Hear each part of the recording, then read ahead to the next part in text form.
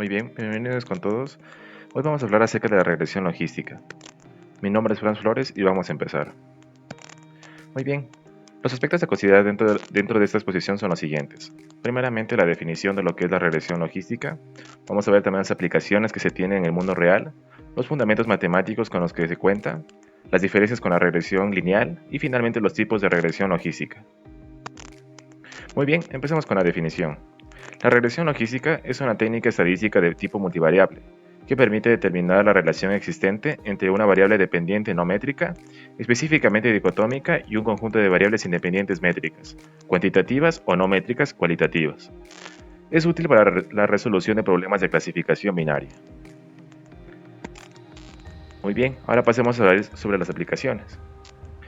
En cuanto a la medicina, se puede usar esta técnica para predecir si una persona tendrá algún problema de salud como diabetes o el cáncer. En correos electrónicos, esta técnica permite pronosticar si un correo electrónico es spam o es un correo valioso para el usuario, mientras que el comercio mediante la aplicación de esta técnica, es posible pronosticar si un cliente comprará o no comprará un determinado producto. Muy bien, ¿en qué se fundamenta esta técnica? Muy bien, para empezar hablaremos sobre la función sigmoid. Es una función que permite describir la evolución de un proceso natural o curva de aprendizaje de un sistema complejo, desde un nivel inicial bajo hasta el punto máximo durante un periodo de tiempo.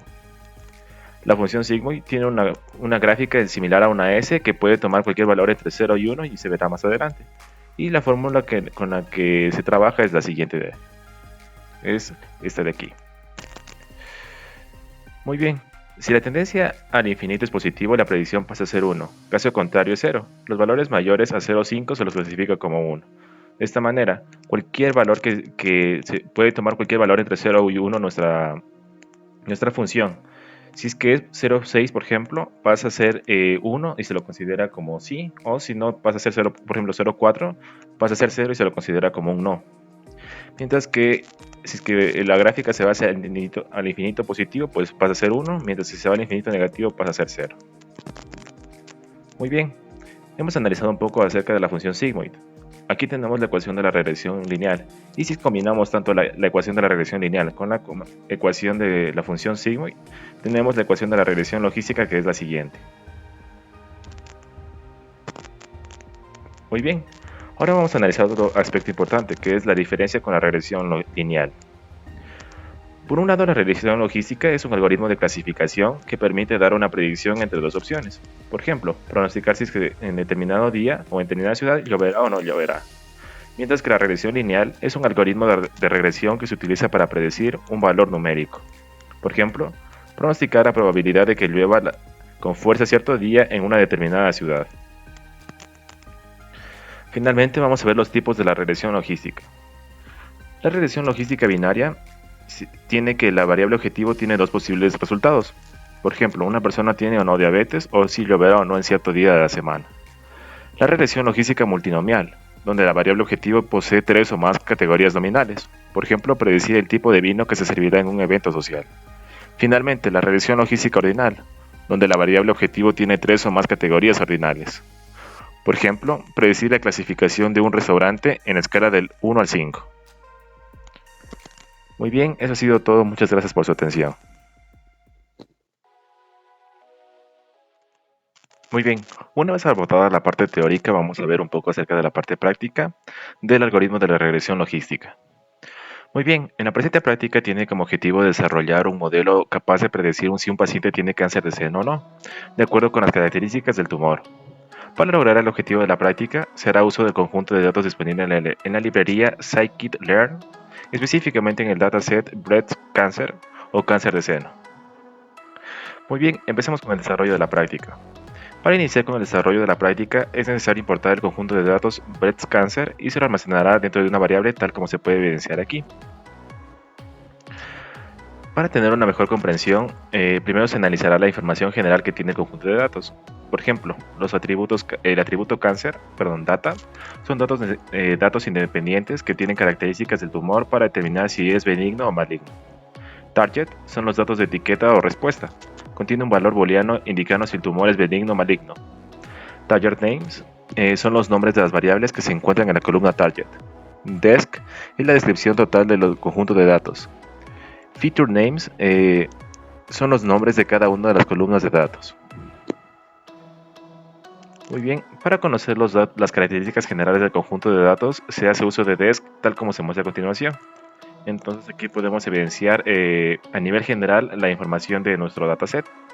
Aquí tenemos algunos atributos como por ejemplo el radio, la textura, el perímetro, el área, entre otros atributos que son necesarios para determinar si es que una persona tiene cáncer o no. En este caso, todos esos atributos serían relacionados a un tumor que tenga una persona.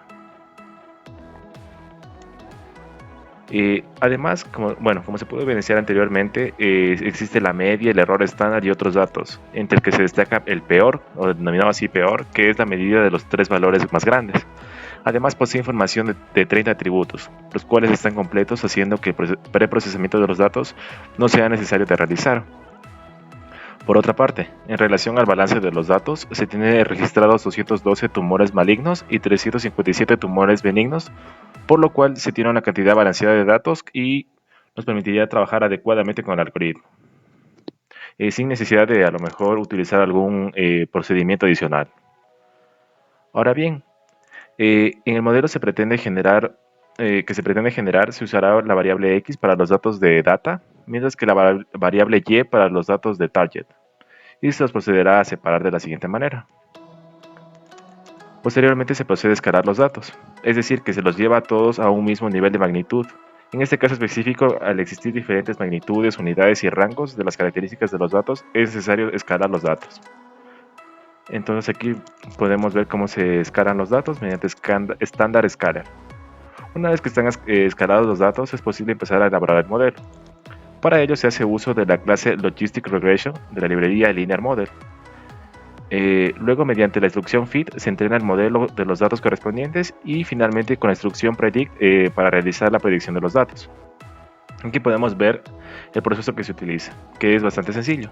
Primeramente se declara una variable algoritmo donde se pone la función Logistic Regression que nos permitirá hacer la predicción de los datos. En este caso, por ejemplo, primeramente vamos a entrenar los datos del modelo mediante los datos de entrenamiento que correspondían al 80% total de los datos. Y finalmente vamos a predecir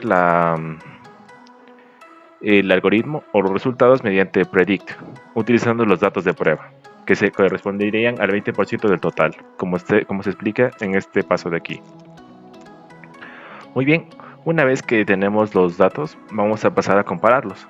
En este caso, tenemos los datos reales en la zona izquierda y los datos predichos en la zona derecha, que podemos evidenciar que son muy parecidos, por ejemplo, los valores tanto reales como los predichos por nuestro algoritmo. Muy bien, como se puede notar, el algoritmo de predicción ha realizado un excelente trabajo.